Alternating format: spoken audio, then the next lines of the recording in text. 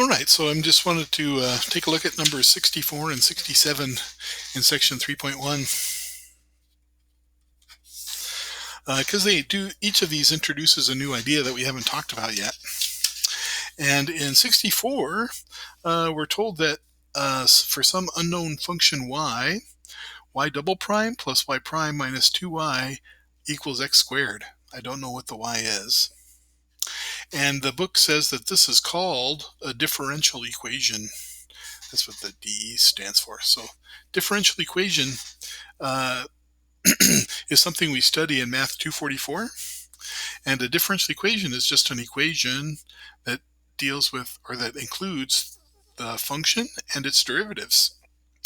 And so what you have to figure out in a differential equation is what that function y is that has this property. Okay, now we're told that y has a certain form, ax squared plus bx plus c, and we're asked to find the a and the b and the c such that if I plug y into this differential equation, I get a true statement. So what would that mean? That means I'm going to substitute this in for y, right there, and then I need expressions for y and y prime. So let me write them out here. Y equals ax squared plus bx plus c, and I'm going to write y prime right underneath of it.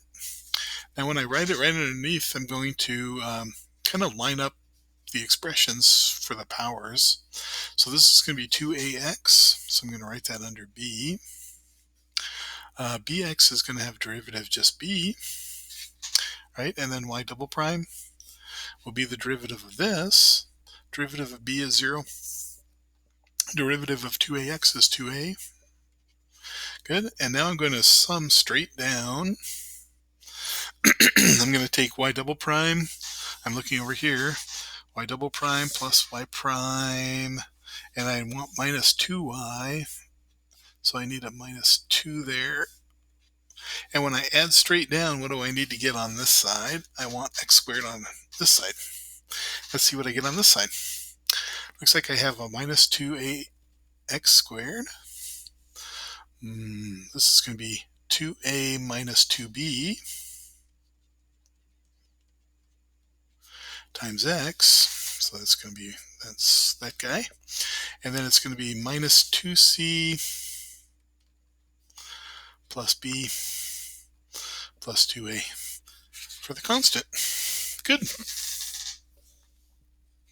And so you might look at this. This looks like a big mess, but actually it's fairly straightforward. If you have a polynomial equal to another polynomial, and that must be true for all x, then the coefficients of this polynomial must be equal to the coefficients of this polynomial. And so for the x squared terms, what does that mean?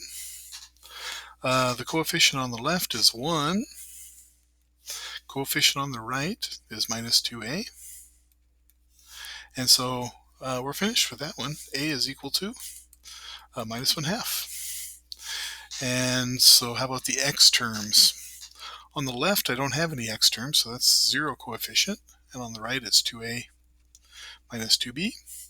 Therefore, a equals b, and so b must be also minus 1/2.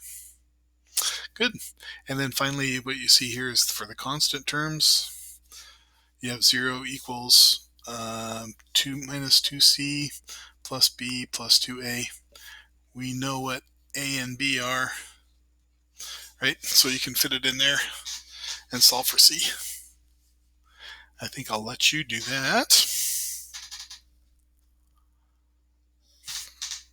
Good. I'm running out of space for number 67, so let's move that to the next page, because that'll be a fun problem. Good. All right. So let me copy 67. 67 has f of x. I'm having to write kind of crooked because I don't have much space right here. X squared plus 1 and x plus 1. I didn't write that very well. X squared plus 1 if x is less than 1, and then x is greater than or equal to 1. Good. Okay, so now the question is F differentiable everywhere? And remember that f is differentiable at x equals a if f prime of a exists. And so notice that if we ignore the point x equals 1, right, if we're just looking at x where x is less than 1, geometrically, we're splitting the graph into two pieces, right? On this side of the graph, we're looking at x squared plus 1. And on this side of the graph, we're looking at x plus 1. And so I wonder if this graph is even continuous, right? So let's see, x squared plus 1 is a parabola that opens up. It starts at 1, right? So as we go up to 1 here, we have an open circle maybe at 2. And this graph is our parabola here. Good. And then over here we have x plus 1. So at 1, x equals 1, that's going to be 2. So there is a solid dot here. But now it just goes off into a straight line, right? Good. So what would the derivative look like? Well, if we stay strictly on the left side of the number 1, we can just differentiate this piece of the function, and so that would just be 2x on this side. And then what would the derivative be on this side? It would just be x. So far what we can say is that f prime of x is equal to 2x if x is less than 1, and then it's equal to, did I just say x? It should be 1. It's about 5 o'clock in the morning, so sorry about the errors. That should be 1 if x is greater than or equal to 1. Oops, let me not say equals. Because that is the question now. Is f differentiable at x equals 1? And so from the graph, you can kind of see that the only way this function is going to be differentiable is if this line right here is actually the equation of the tangent line. But I kind of drew it in a way to kind of suggest that the slope of the tangent line at x equals 1 should be 2, but the slope of this line is 1. And so our graph is going to have a break.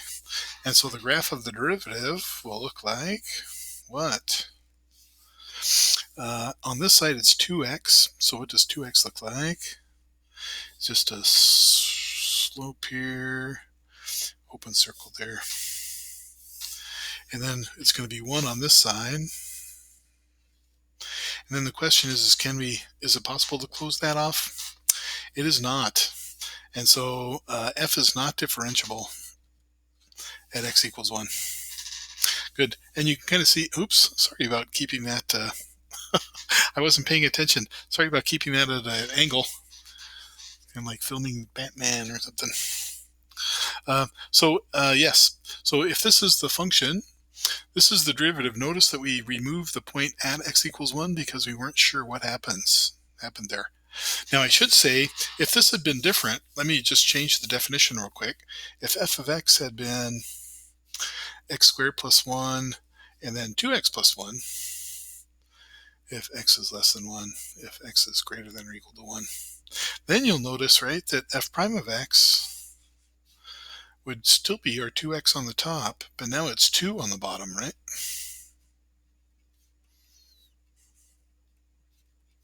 And so now the question is the function differentiable at x equals 1? And you can see as x approaches 1 from the left now, right, you do get the 2.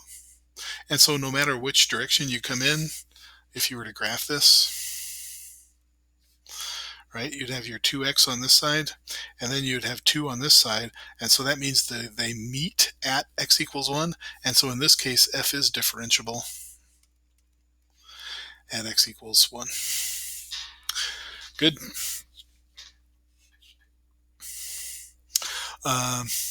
So those are some nice problems. That gets us to the last few exercises in 3.1. I hope you enjoy them, and I will see you later.